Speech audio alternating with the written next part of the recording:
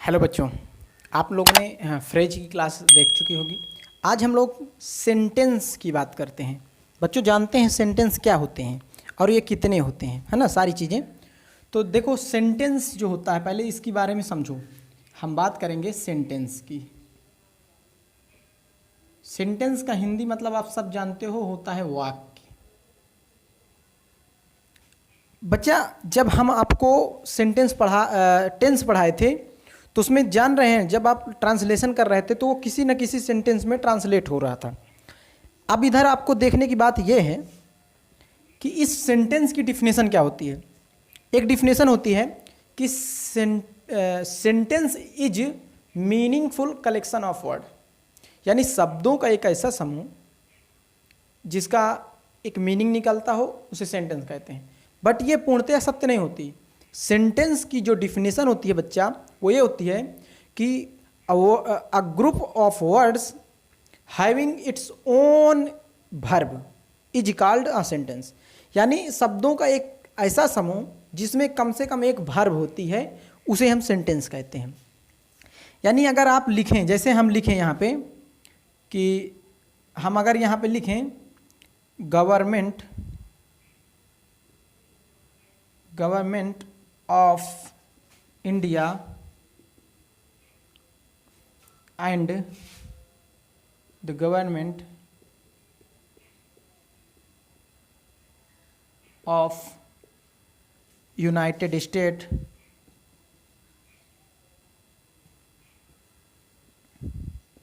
Of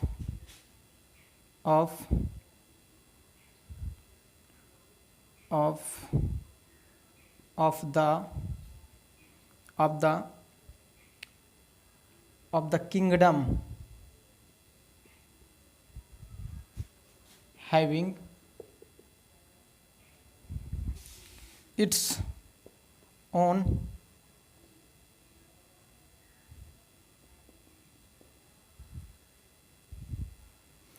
तो एक बात बताओ, पूरा देखो यहाँ से हमने यहाँ स्टार्ट खत्म कर दिया, क्या इसमें कहीं वर्ब नजर आ रही है? वर्ब कहीं भी नहीं है। देखो वर्ब जब होगी तो किस फॉर्म में होगी, या तो वर्ब क्या फर्स्ट या वर्ब की फिफ्थ फॉर्म। हम ऐसे लिखते हैं। सेंटेंस कब बनता है? जब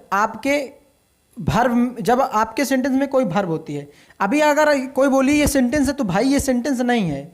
इतना आपको याद रखना है कि जब तक सेंटेंस में कोई एक वर्ब नहीं होगी तो वो सेंटेंस नहीं कहलाएगा। आप यहाँ पे देखें, यानी वर्ब होना जरूरी है। वर्ब का कौन से फॉर्म? वर्ब का फर्स्ट फॉर्म हो सकता है, वर्ब का फिफ्थ फॉर्म हो सकता है, वर्ब का एक्सिलरी वर्ब के साथ वर्ब का फोर्थ फॉर्म हो सकता है, एक्सिलरी वर्ब के साथ वर्ब का थर्ड फॉर्म हो सकता है, और वर्ब का सेकेंड फॉर्म हो सकता है।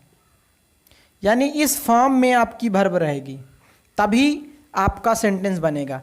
अगर मुझे इसको सेंटेंस बनाना हो तो हम लिखेंगे कि द गवर्नमेंट ऑफ इंडिया, अब यहाँ लगाएंगे एंड यहाँ लिखा and the government of United state, तो यहाँ पे हमें कोई वर्ब डालनी होगी। ठीक है, यहाँ कोई फॉर्म, इसमें से कोई फॉर्म डालनी होगी। अभी यहाँ पे कोई वर्ब है? कोई वर्ब नहीं है। तो ये जब यहाँ पे कोई वर्ब नहीं है बच्चा, तो ये सेंटेंस भी नहीं है। तो यानी आपका जो सेंटेंस बनेगा वो इस वर्ब के फॉर्म में से कोई एक वर्ब होनी चाहिए। यही तो आपके सेंटेंस का फॉर्म होता है वर्ब का। देखो ना, इन्हीं में से तो आप टेंस पढ़े थे, इन्हीं में तो सब लग रहा था। V1 और V5 कहाँ लग रहा था? प्रेजेंट के इंडिफिनिट में। V2 कहाँ लग रहा था? पास्ट के इंडिफिनिट में। और एक्सिलरी वर्ब के साथ V4 कहाँ लगता है? आप समझ रखते हो, कॉन्टिन्यूअस में। एक्सिलरी वर्ब के साथ वर्ब की थर्ड फॉर्म कहाँ लगी थी? परफेक्ट में। अगर इसी में हम समय दे देंगे तो एक्सिलरी वर्ब के साथ वर्ब की फोर्थ फॉर्म लग रही थी, और ये आपका टेंस था। तो देखो अब सेंटेंस की डिफिनेशन हमको पता चल गई। यानी सेंटेंस जब भी होगा तो उसमें कोई ना कोई वर्ब होगा। जैसे अगर हम यहाँ पे लिखें, जैसे हम लिखें Rahul is going to Agra. अब यहाँ पे आप देखेंगे कि ए रहा आपका सब्जेक्ट और ई रहा आपका वर्ब। तो बच्चा जब किसी ग्रुप ऑफ वर्ड में कोई ना कोई वर्ब दिख जाए तो वो आपका सेंटेंस कहलाता है। अगर इसकी बात करोगे तो ये हो गई ऑक्सिलरी वर्ब और ये हो गई वर्ब की फोर्थ फॉर्म। तो किस में है? प्रेजेंट के कंटीन्यूअस में है ना भाई, ये इज। समझ में आया भैया? ये आपके सेंटेंस का एक डिफिनेशन मैंने बताया कि सेंटेंस में कम से कम एक वर्ब जरूर होगी, तभी वो सेंटेंस बना जाएगा, अन्यथा वो सेंटेंस नहीं माना जाएगा। अब हम बात करते हैं कि सेंटेंस कितने प्रकार के होते हैं। तो बच्चा सेंटेंस जो होंगे वो 5 प्रकार के होते हैं। सेंटेंस आपके 5 प्रकार के होते हैं, लेकिन अभी उन सेंटेंस के प्रकार की हम बात नहीं करेंगे। पहले इस सेंटेंस की को तो हम सही से जान लें। सेंटेंस देखो, आपको नोट्स बनानी होगी। आपको क्या करनी होगी? सेंटेंस। हमने कहा सेंटेंस, जो सेंटेंस होता है उसके 2 पार्ट होते हैं। एक पार्ट सब्जेक्ट कहलाता है और दूसरा पार्ट प्रेडिकेट कहलाता है। बात समझ में आ रही बच्चा? देखो बहुत आसान है ये चीज़ें, सारे बच्चे ये चीज़ें हर टीचर आपको नहीं बताएगा, लेकिन जानना जरूरी है। यानी आपके सेंटेंस में 2 पार्ट होते हैं, एक सब्जेक्ट और एक प्रेडिकेट। तो सबसे पहले हम सब्जेक्ट को देख लेते हैं। यानी जो सब्जेक्ट बनने की क्वालिटी किसके पास होती है? जो सब्जेक्ट बन सकता है। क्या कभी कोई वर्ब सब्जेक्ट बन सकती है? नहीं। यानी आपका जो सब्जेक्ट बनने की क्वालिटी वो होती है नाउन के पास। अभी नाउन हमने पढ़ाया नहीं तो वो भी पढ़ाएंगे। प्रोनाउन के पास, वर्ब की फोर्थ फॉर्म के पास भी सब्जेक्ट बनने की क्वालिटी होती है, और टू के साथ अगर वर्ब की फर्स्ट फॉर्म लग जाए तो ये भी क्या बनता है? टू के साथ, टू प्रीपोजिशन के साथ अगर वर्ब की फर्स्ट फॉर्म लगती है बच्चा तो ये भी सब्जेक्ट बनता है। अब हम आते हैं प्रेडिकेट में। प्रेडिकेट में क्या होता है कि वर्ब के जहाँ से आपको वर्ब दिख जाए, यानी ये 5 फॉर्म जो V1, V2, V5, axillary verb के साथ वर्ब की फोर्थ फॉर्म और एक्सिलरी वर्ब के साथ वर्ब की थर्ड फॉर्म, इनमें से कोई आपको दिख जाए तो वो पार्ट प्रेडिकेट होता है। जैसे हम एग्जाम्पल देके आपको समझा रहे हैं। अगर हम लिखें कि राहुल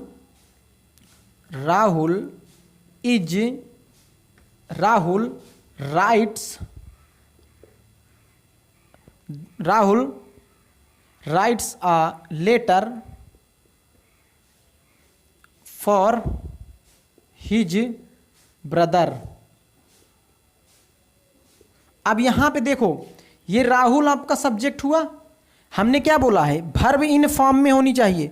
तो V5 कहाँ लगता है? प्रेजेंट इंडेफिनिट में। तो राइट्स यहाँ पे V5 लगा है, ये देखो राइट में SEIS लगा है, ये देखो। तो ये हो जाएगी वर्ब। अब ये सब्जेक्ट का पार्ट और ये पूरा का पूरा यहाँ तक आपके प्रेडिकेट का पार्ट होगा। किसका? प्रेडिकेट का। देख लो आप, यानी सेंटेंस में 2 स्ट्रक्चर होता है, एक सब्जेक्ट और एक प्रेडिकेट।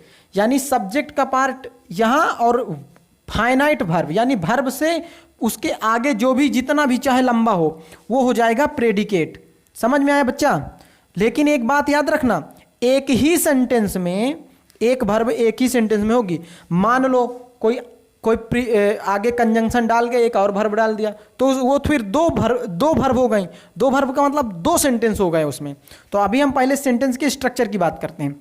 यानी आपके सेंटेंस का जो स्ट्रक्चर SVO था, इसका मतलब ये सब्जेक्ट का पार्ट है और ये पूरा प्रेडिकेट है। प्रेडिकेट समझ में आ रहा है? इतनी बात समझ में आ रही मेरे भाई? इतनी बात। और जो सब्जेक्ट होगा वो कौन बन सकता है? नाउन। देखो राहुल एक नाउन है। प्रोनाउन भी बन सकता है सब्जेक्ट। अगर हम यहाँ लिखें ही हैज बीन इल, तो अब यहाँ पे देखो ना, ही एक प्रोनाउन है, यानी प्रोनाउन भी सब्जेक्ट बनता है। हमने बोला वर्ब की फोर्थ फॉर्म, वर्ब की फोर्थ फॉर्म। बच्चा जो लोग गुटखा खाते हैं ना, केसर है ना, सिगरेट पीते हैं, सुट्टा मारते हैं, वो लोग जब गुटखा या सिगरेट के पन्नी में आप देखना पॉकेट में उसमें लिखा होगा कि smoking is injurious to health. इधर देखो बच्चा, स्मोकिंग क्या है? वर्ब की फोर्थ फॉर्म है, वर्ब की फोर्थ फॉर्म है, और इज से उधर का सारा प्रेडिकेट पार्ट हो जाएगा। प्रेडिकेट पार्ट हो जाएगा, और ये आपका क्या माना जाएगा, सब्जेक्ट का पार्ट माना जाएगा। अब यहाँ पे हम टू के साथ अगर वर्ब की फर्स्ट फॉर्म डाल दें तो वो भी सब्जेक्ट बनता है। देखो इधर अगर हम यहाँ लिख दें to smoke, to smoke is injurious, injurious to health. बच्चा इधर देखो, अब एक सेंटेंस और आपके सामने हम रखते हैं। देखो टू स्मोक यहाँ पे क्या है, वर्ब है, सॉरी सब्जेक्ट है। याद रखना ये चीज़ें, यही सब्जेक्ट बनेगा और दुनिया का कोई भी चीज़ फिर सब्जेक्ट नहीं बन पाएगा। जैसे हम लिखें, आपको ये सेंटेंस पसंद आएगा, walking, walking is good for health. आपको ऐसे सेंटेंस तो मिला होगा।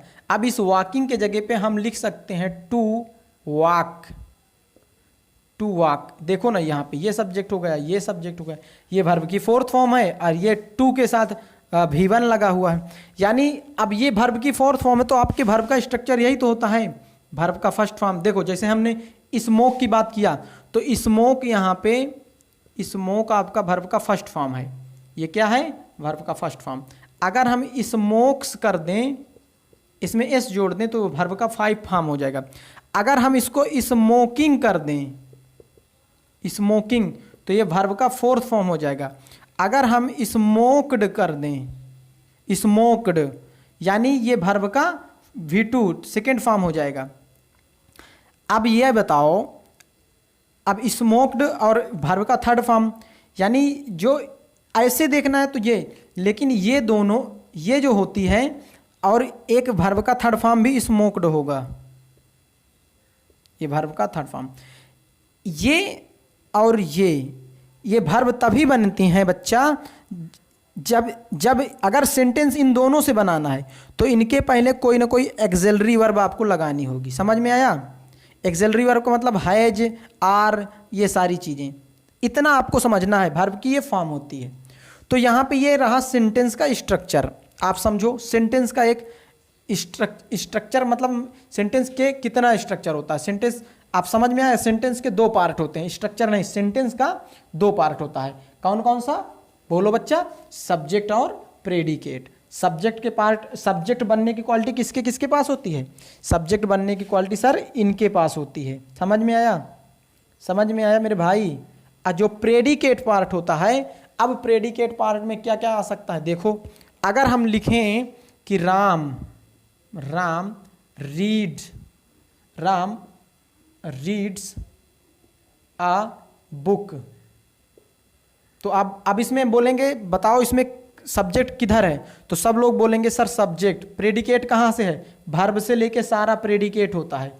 लेकिन बच्चा, प्रेडिकेट वर्ब से लेके सारा होता है, इस पार्ट में ऑब्जेक्ट भी तो है। ये है वर्ब और ये है ऑब्जेक्ट, तो यानी प्रेडिकेट के पार्ट में ऑब्जेक्ट भी आता है आपका। तो अब ये हम देखेंगे कि ऑब्जेक्ट कितना होता है, ऑब्जेक्ट कितना होता है। तो इसके लिए आपको दूसरी वीडियो का इंतजार करना होगा। यानी हमने सेंटेंस के कितने पार्ट होते हैं ये सिर्फ अभी बताया है। एक सब्जेक्ट का पार्ट होता है, एक प्रेडिकेट का पार्ट होता है। सब्जेक्ट बनने की क्वालिटी इनके पास होती है, इनके सभी के मैंने आपको एग्जाम्पल भी दे दिया। लेकिन एक और प्रेडिकेट होता है। प्रेडिकेट आप पहचानेंगे कैसे? यानी वर्ब से लेके सारा प्रेडिकेट होता है। और एक चीज़ और, जो सब्जेक्ट होता है बेटा, जो सब्जेक्ट होता है वो कभी अकेला वर्ड नहीं हो सकता। समझ में आया? यानी जो अभी जैसे हमने राम लिख दिया, मोहन लिख दिया, तो ये तो अकेला वर्ड है। देखो हम सब्जेक्ट आपको दिखा रहे हैं थोड़ा सा और। जैसे आपको सब्जेक्ट अकेला भी मिल सकता है, ही मिल जाए, ही इज गोइंग ऐसे हो सकता है, he is going to Agra, आपको ऐसे मिल सकता है एक अकेला वर्ड सब्जेक्ट। आप Ramesh is going to Agra, आपको ऐसे भी मिल सकता है यहाँ पे देखो। लेकिन कभी कभी ऐसा होता है आपको लंबा सा सब्जेक्ट मिल सकता है। कैसे? हम अगर यहाँ लिखें an extremely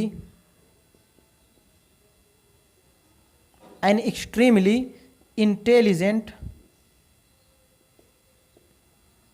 an extremely intelligent boy is writing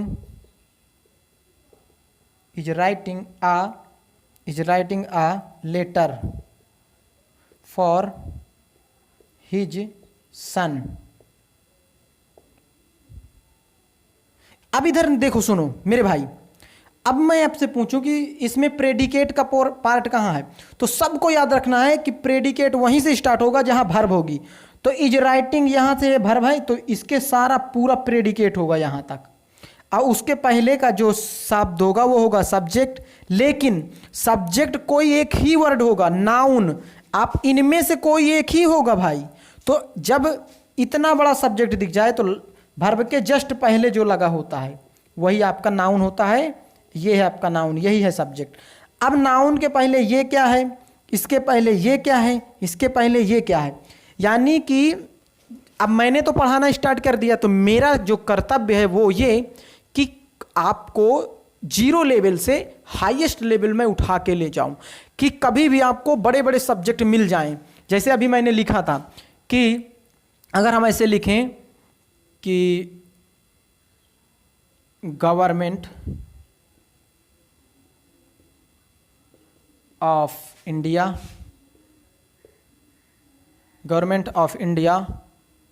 of